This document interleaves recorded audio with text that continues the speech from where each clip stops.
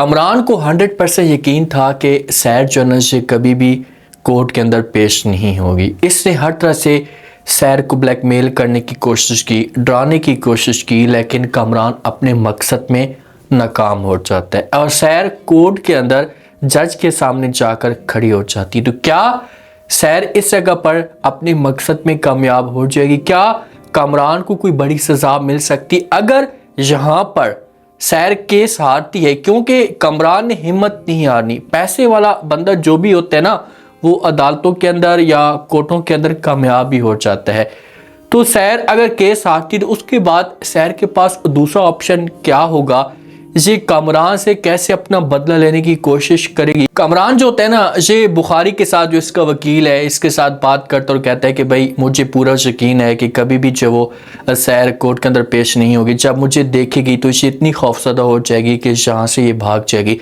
ऐसा ही होता है, लेकिन किसी भी तरीके से मनीषा जो होती है ये सैर को हिम्मत देती है कि भाई आपने हिम्मत नहीं हारनी, आपको किसी भी चीज़ की ज़रूरत हो या जो कुछ भी अब आपके साथ होगा तो हम आपकी सपोर्ट करने के लिए तैयार है। अगर मनीषा ना होती ना तो आज सैर मुकम्मल तौर पर पीछे हो जाती और कभी भी कमरान का मुकाबला ना करती। अब ये कोर्ट के अंदर पेश हो जाती है, लेकिन जो सैर की वकील होती है ना, ये आती है, इसके साथ आकर बात करती है, इसे सब कुछ बता देती है कि भाई ये जो अब्दुल जब्बार जज है ये बहुत ही तेज़ है और इस मामले पे ये एक्सपर्ट है और ये कोर्ट के अंदर बहुत बड़े सवालात भी कर सकता है। और जो बुखारी साहब है, जो कमरान का वकील है, ये आपकी ज़ात के ऊपर भी तंज कर सकता है, आपकी जो वो ख़ानदान के ऊपर भी बातें कर सकता है, आपको ये बुरे बुरे अल्फाज कह सकता है, लेकिन आपने हिम्मत नहीं हारनी।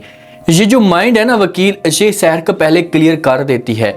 हर एक लड़की को ऐसे ट्रेन किया जाता है, उसके साथ इस की बातें की जाती हैं, क्योंकि देखें कि जो पैसे वाले लोग होते हैं उनके जो वकील होते हैं ये बड़े तेज़ होते हैं और वो कभी भी केस नहीं हारते। बुखारी ने आज तक कोई भी केस नहीं हारा और ऐसा ही होता है। ये सारी बातें क्लियर सैर को करवा दी जाती हैं, ख़ानदान वाले भी वहाँ पर मौजूद होते हैं। उसके बाद जज होता है, ये पहला सवाल कमरान से ये करता है कि भाई हाँ बताएं कि आपने जो वो क्या किया, क्या आप इस केस के अंदर मुलविस थे? तो आगे से कमरान जो होता है एक ही अल्फाज बोलता है कि भाई देखें कि जज साहब मेरे इसमें किसी किस्म का कोई भी कसूर नहीं था, मैं बेगुनाह हूँ। तो यहाँ पर फिर जज जो होगा ना, ये दूसरा सवाल सैर से कर सकता है। अभी कमरान के सामने और भी सवालात करेगा, लेकिन बुखारी जो होगा ये कमरान कैसे माइंड क्लियर करेगा कि भाई आपने ये बातें कहनी है, जज जो कुछ भी कहता रहे आपने जो वो हर सवाल का जवाब देना है। अगर आपके पास कोई जवाब नहीं भी होगा ना तो बस आपने ये कह देना है कि भाई मेरे इसमें किसी किस्म का कोई भी कसूर नहीं है, मैं इस केस में मुलविस नहीं हूँ, मैं बेगुनाह हूँ। अब जज की जो अगली बारी होती है ना, ये आ जाती है सैर के ऊपर।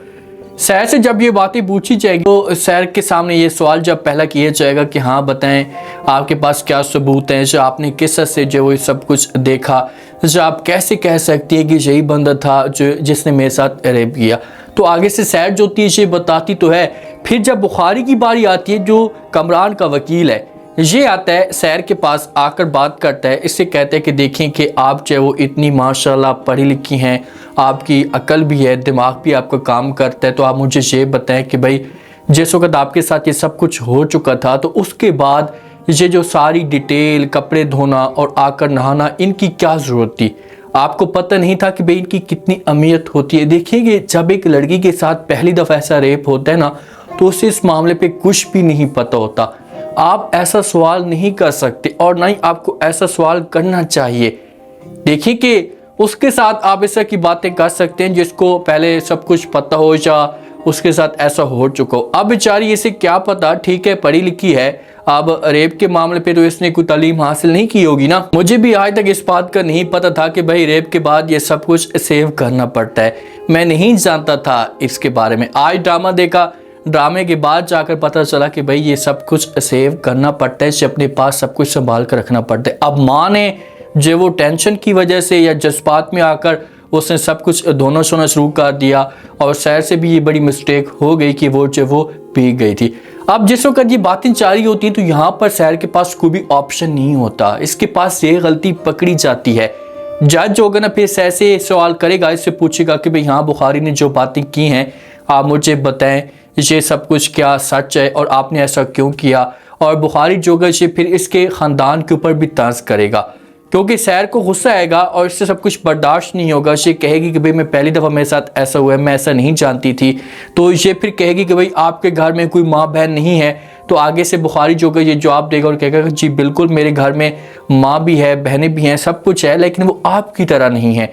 ये जो अल्फाज होंगे सैर के ऊपर क़यामत बन के गिरेंगे, इससे सब कुछ बर्दाश्त भी नहीं होगा। एक मासूम लड़की पहली दफ़ा इस तरह की अदालत में, भरी अदालत में सबके सामने खड़ी हो जाती है और उसके ऊपर इस तरह के सवालात हो रहे हैं, तो आप खुद अंदाज़ा करें कि वो लड़की क्या फील कर रही होगी, या उसके जज्बात या उसके तासुरात क्या होंगे। ठीक है, सैर की वकीला ने ये सब कुछ कहा था, ये माइंड डिस्कस ने क्लियर कर दिया था कि भाई आपके सामने ये बातें हो सकती हैं। बुखारी आपके ख़ानदान के ऊपर, आपकी नस्ल के ऊपर, आपकी इज़्ज़त के ऊपर तांस करेगा, तो आपने बर्दाश्त करना है। आप जिस वक्त जी घर के अंदर जाती है ना, तो रात का वक्त होता है, क्योंकि ये रात को डरती है। पहले ये अलहदा सोती थी, तो अब माँ इसके साथ सोती है, इसके दिमाग के अंदर अजीब तरह के ख्यालात आते हैं। तो जब ये सो जाती है, नींद में होती है, तो इसके सामने जो कमरान का चेहरा आता है जैसे उसने हरकत की थी, तो ये डर जाती है, चीखना चलाना शुरू हो जाती है। तो इतने में साथ में माँ सोई पड़ी होती है, तो ये फिर सैर को पकड़ लेती है, गोद में ले लेती है, प्यार देती है, सारे के सारे जमा हो जाते हैं। तो उसके बाद फिर भाई जो होता है ये फिर सैर के ऊपर तंज करते हैं। देखेंगे ये इसकी सपोर्ट करता है, जहाँ पर ऐसा की बातें ना करता, जिस हिसाब से बात करता है कि भाई आपको जब इस बात का पता भी था कि भाई हर एक लड़की के साथ ऐसा हो सकता है, तो आप फिर अकेली में उसके घर में क्यों गई हैं। तो आगे से सैर कहती कि मुझे इस बारे में कुछ भी नहीं पता, मुझे क्या पता था कि भाई वहाँ पर ये अकेला रह रहा है, या इसके आसपास कोई मौजूद नहीं है, मुझे पता होता तो मैं कभी भी ऐसा काम ना करती। अब भाई चलो गलती हो गई ऐसे, तो आप कम से कम इसका जो साथ दें, या इस मुश्किल से इस लड़की को निकालें। अगर आप लोगों ने साथ इसका छोड़ दिया, तो ये जो लड़की होगी ये गलत कदम भी उठा सकती है। माँ जो होती है इस फैसले पे पछताती है। माँ को बड़ा दुख होता है कि शायद देखे कि काश कि मैं उस वक्त आपको ना भेजती, अगर मैं ऐसा ना करती तो कभी भी आपके साथ ऐसा ना होता। ठीक है भाई, होना था, जो चीज़ होनी थी वो हो चुकी है, लेकिन अब आगे की सोचें, आगे की आप उस बंदे को सज़ा तो कम से कम दिलवाएं, उसको अंजाम तक पहुंचाएं, ताकि वो बंदा दोबारा किसी और के साथ ऐसा ना करे। अगर इस केस से बंदा निकल जाता है, ये केस मुकम्मल तौर पर ख़त्म हो जाता है, अदालत इसे बरी कर देती है कि भाई इसका किसी किस्म का कोई भी कसूर नहीं था, इसके ऊपर झूठा इल्ज़ाम लगाया गया, तो फिर वो अपनी आदत से पीछे नहीं हटेगा। कल को वो किसी और के साथ ऐसा कर सकता है, कल को किसी और लड़की की वो ज़िंदगी बर्बाद कर सकता है। तो इसी वजह से सैर को सबक, एक नसीहत रखने के लिए इस बंदे को हर तरह से सजा पहुंचवाए। अब क्या हो सकता है, एक मेरा पॉइंट है, ये मेरी प्रेडिक्शन है। देखें कि जहां पर अदालत के अंदर सैर जो की ये केस हार जाएगी। ठीक है, मनीषा इसकी फेवर में जाएगी, हर लिहाज से पैसा होगा, जो कुछ भी होगा मनीषा देने की कोशिश करेगी, रोहित बार बार मना करेगा, लेकिन ये जो केस है सैर हार जाएगी। क्योंकि जो बुखारी वकील है ये बड़ा तेज है, चालाक है, तो ये कभी भी अपने बंदे को या अपने क्लाइंट्स को इतनी आसानी के साथ नहीं हारने देगा। केस हारने के बाद फिर कुछ टाइम के लिए, कुछ वक्त के लिए सैर के लिए मुश्किलात खड़ी होंगी, और जब मुश्किलात खड़ी होंगी तो उसके बाद ये अपने आप के साथ फैसला करेगी कि यार मुझे हर लिहाज से इस हालात का मुकाबला करना है और उस इंसान से मैंने हसूद में बदला लेना है। क्योंकि जब ज़माने वाले हर कोई सैर के ऊपर थू थू करना शुरू कर देगा, हर कोई बातें करेगा कि भाई किसी और से या खुद ही जाकर सब कुछ करवाती है, और बाद में जो इल्ज़ाम लगा देती है, जब इस की बातें होंगी तो फिर इसका जो दिल होगा ये मजबूत होगा और कामरान से डायरेक्ट जाकर बदला लेने की कोशिश कैसे कर सकती है, कामरान से अपना बदला ले सकती है।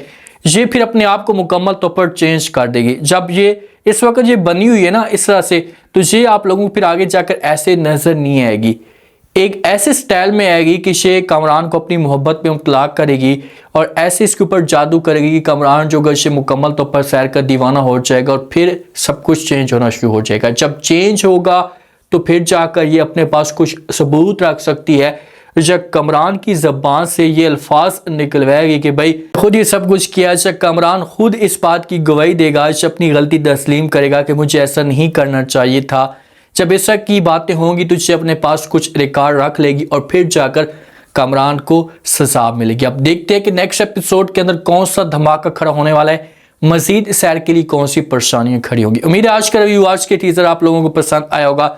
आपने कमेंट सेक्शन में लास्ट में आपको क्या लगता है, क्या नेक्स्ट आने वाले के साथ में सैर जो कि ये केस हार जाएगी। अगर सैर ये केस हारती है तो उसके बाद फिर सैर कामरान से अपना बदला कैसे लेगी, किस तरह से कामरान को मुकम्मल तौर पर बर्बाद करेगी, लास्ट में फीडबैक।